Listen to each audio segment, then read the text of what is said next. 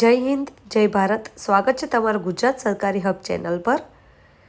પાક નુકસાન સહાય યોજના 2025ને લઈને સરકારે એક પરિપત્ર જાહેર કર્યો છે, જેમાં દરેક ગામ અને ખેડૂતોના નામનું એક લિસ્ટ જાહેર કર્યું છે. આ લિસ્ટમાં તમારું નામ છે કે નહીં તે તમે ચેક કરી શકો છો.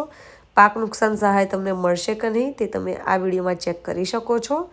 વિડીયોમાં આગળ વધીએ તે પહેલાં જો તમે અમારી ચેનલ ઉપર નવા આવ્યા હો તો ગુજરાત સરકારી હબ ચેનલને જરૂરથી સબસ્ક્રાઈબ કરી લેજો, જેથી આવી અવનવી માહિતી અમે તમારા સુધી પહોંચાડી શકીએ.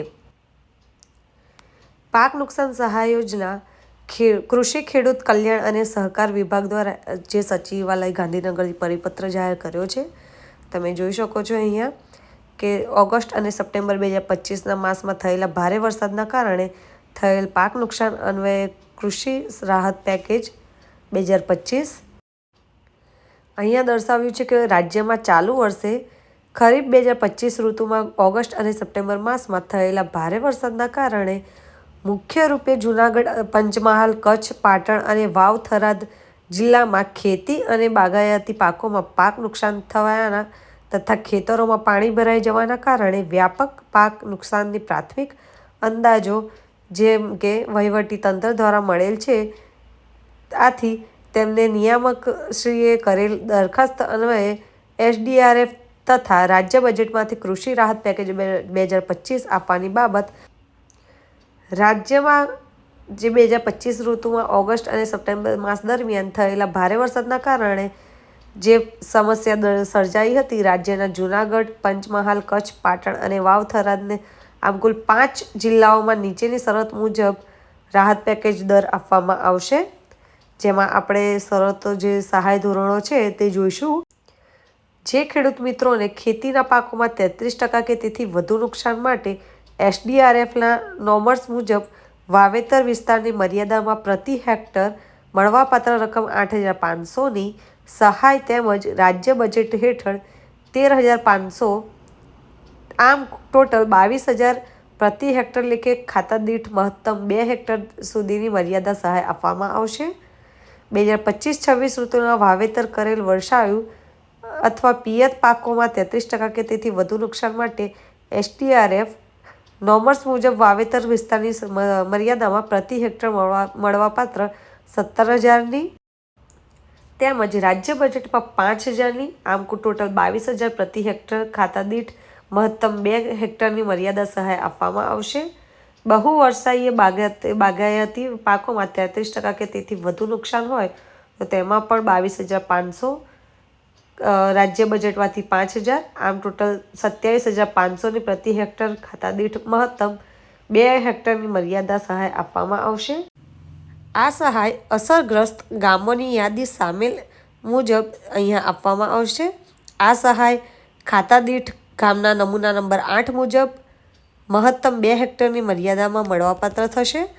આ સહાય પેકેજનો લાભ જિલ્લા વહીવટી તંત્ર દ્વારા જાહેર કરેલ નુકસાનગ્રસ્ત ગામોના નિયત ધોરણો મુજબ કૃષિ તથા બાગાયતી પાકોમાં 33% કે તેથી વધુ નુકસાન ધરાવતા હોય તો તેવા ખેડૂતોને મળવાપાત્ર રહેશે. લાભાર્થી જે તે પાકના નુકસાનના પ્રકાર મુજબ અ, બ, ક ત્રણેય પ્રકારના પાકોનો સહાય મેળવી શકશે, પરંતુ કુલ સહાય 2 હેક્ટર કરતાં વધારે વિસ્તારમાં મળશે નહીં. સાથે જ આ સહાય મેળવવા માટે તલાટી કમ મંત્રીનો દાખલો હોવો જરૂરી છે તમારી પાસે.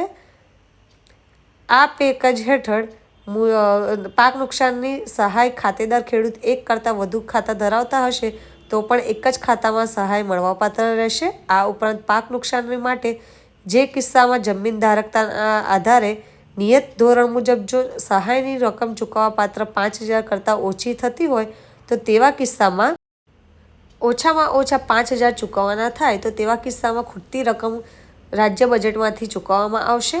અહીંયા તમે કોષ્ટક મુજબ જોઈ શકો છો કે 1 હેક્ટરમાં 8500, રાજ્ય બજેટમાંથી 13,500, આ રીતે કુલ ખેડૂતને મળવાપાત્ર રકમ 22,000.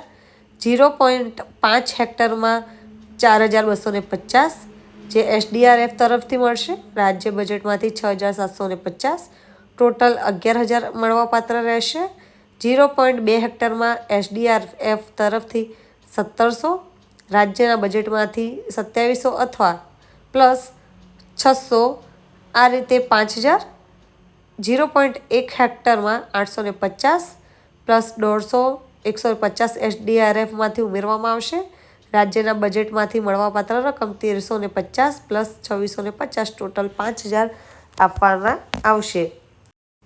આ સહાય મળવાપાત્ર માટે કેટલીક શરતો અહીંયા જણાવી છે કે આ સહાય ખાસ કિસ્સામાં ફક્ત વાવ, થરાદ અને પાટણ જિલ્લામાં જે વિસ્તારમાં પાણી ભરાયા છે કારણ કે જમીન સુધારણાની જરૂર હોય તેવા ખેડૂતોને જ આ મળવાપાત્ર રહેશે. જે જમીનમાં રવિ પાકોનું વાવેતર કરવામાં આવેલ હશે તે કિસ્સામાં આ સહાયનો લાભ મળવાપાત્ર રહેશે નહીં. વાવ, થરાદ અને પાટણ જિલ્લામાં જે ખેડૂતો ખેતરમાં 1 નવેમ્બર 2025 અથવા તે પછી સ્થિતિ ખેતરમાં પાણી ભરાયેલ હોય તેવા ખેતરમાં ખેડૂતોને જાતે અથવા અન્ય મારફતે જે તે સર્વે નંબર, જીઓટેગ ફોટોગ્રાફ્સ કૃષિ પ્રગતિ મોબાઈલ એપ પર અપલોડ કરવાના રહેશે અને જે તે સર્વે નંબર, જીઓટેગ ફોટોગ્રાફ આધાર પુરાવા તરીકે અરજી સાથે રજૂ કરવાના રહેશે.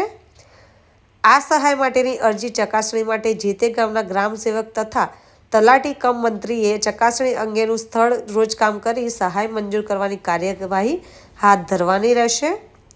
અરજી કર્યાની તારીખ સ્થિતિએ જે સર્વે નંબરના ખેતરમાં પાણી ભરાયેલા હોય તેના આધારે તેમજ અરજીઓ સાથે રજૂ થયેલ સ્થાનિક કાગળો અને ફોટોગ્રાફ્સના આધારે સહાય ચૂકવવાની રહેશે. કેટલાક કિસ્સામાં જે તે સમયે પાણી ભરાયેલા હોય ત્યારે ત્યારબાદની અરજી તારીખે પાણીની આંશિક નિકાલ થયેલ હોય પરંતુ સંપૂર્ણ વરાપ થવામાં સમય લાગે તેમ હોય તેમજ ખેતરમાં કાદવ કીચડની પરિસ્થિતિ હોય કે આંશિક પાણી ભરાયેલ હોય તેમજ રવિ પાક લઈ શકાય તેમ ન હોય તો તેવા ખેતરો માટે પણ સહાય મળવાપાત્ર રહેશે. જમીન સુધારણા માટે કૃષિ રાહત પેકેજ પોર્ટલ પર અલગથી ખેડૂતોની અરજીઓ મેળવવાની રહેશે અને આ સહાય પેરા એ મુજબની પાક નુકસાનની સહાય ઉપરાંત વધારાની સહાય તરીકે મળવાપાત્ર રહેશે. જમીન સુધારણા માટે મહત્તમ 2 હેક્ટરની મર્યાદા સહાય મળવાપાત્ર રહેશે. હવે અરજી સહાય મેળવવા માટે અરજી કેમની કરવી તે આપણે જાણીશું. આ કૃષિ સહાય રાહત પેકેજ મેળવવા માટે અરજીપત્રકના નમૂના, ગામ નમૂના 8 તલાટી વાવેતરનો દાખલો, ગામના નમૂના 7-12 તેમજ Aadhaar number, mobile number, bank account number, IFSC code તથા નામ દર્શાવતી બેંક પાસબુક, ખાતાની નકલ. સંયુક્ત ખાતાના કિસ્સામાં સંયુક્ત ખાતેદારની પૈકી એક જ ખાતેદારનો લાભ અપાય તે અંગેનો અન્ય ખાતેદારની સહીવાળો નામ આધારનો અંગેનો સંમતિપત્ર વગેરે સાધનિક વિગતો સાથે તાલુકા વિકાસ અધિકારીને સંબંધિત તમારે અરજી કરવાની રહેશે. જે તમે કોઈ પણ VLE અથવા તો VCના પોર્ટલ દ્વારા પણ માધ્યમથી તેમની મદદથી પણ કરી શકો છો. એટલે જે તમને ડોક્યુમેન્ટ્સ મેં જણાવ્યા તે ડોક્યુમેન્ટ્સ તમારે આપવાના રહેશે. તમે અહીંયા તમારા ગામના નામ જોઈ શકો છો સ્ક્રીન પર. તાલુકાનું નામ આપેલું છે તેમજ તે તાલુકાના ગામના નામ આપેલા છે. આ ગામના નામની અંદર તમારા ગામનું નામ સમાવિષ્ટ હશે તો તમને આ સહાય યોજના મેળવવા પાત્ર રહેશે. જો તમારું નામ તમારા ગામનું નામ આ લિસ્ટમાં નહીં હોય તો તમને મળવાપાત્ર રહેશે નહીં. આ PDFની લિંક તમને અમે કોમેન્ટ બોક્સમાં પિન કરેલી કમેન્ટમાં મળી રહેશે. તો આ વિડીયોને વધુને વધુ ખેડૂતો મિત્રો સુધી મોકલો જેથી તેઓ પણ પોતાના ગામનું નામ આ લિસ્ટમાં છે કે નહીં તે ચેક કરી શકે. સાથે જ માહિતી પસંદ આવે તો વિડીયોને જરૂરથી લાઇક કરજો અને તમારે જો નુકસાન થયું હોય તો જરૂરથી કોઈ પણ VLE કે VCL પાસે જઈને તમે આ અરજી કરાવી શકો છો. એ પણ ફક્ત કોઈ પણ પૈસા ફી ભર્યા વગર, કારણ કે સરકાર તેમને ફોર્મ ભરવા માટેના 12 રૂપિયા આપે છે. આથી કોઈ પણ જાતના તમે પેમેન્ટ એક્સ્ટ્રા ચૂકવશો નહીં. માહિતી પસંદ આવે તો વિડીયોને જરૂરથી લાઇક કરજો. સાથે જ અમારી ચેનલ ગુજરાત સરકારી હબ ઉપર નવા આવ્યા હોય તો ચેનલને જરૂરથી સબસ્ક્રાઈબ કરી લેજો. સાથે જ વધુને વધુ લોકો સુધી આ વિડીયો જરૂરથી શેર કરજો.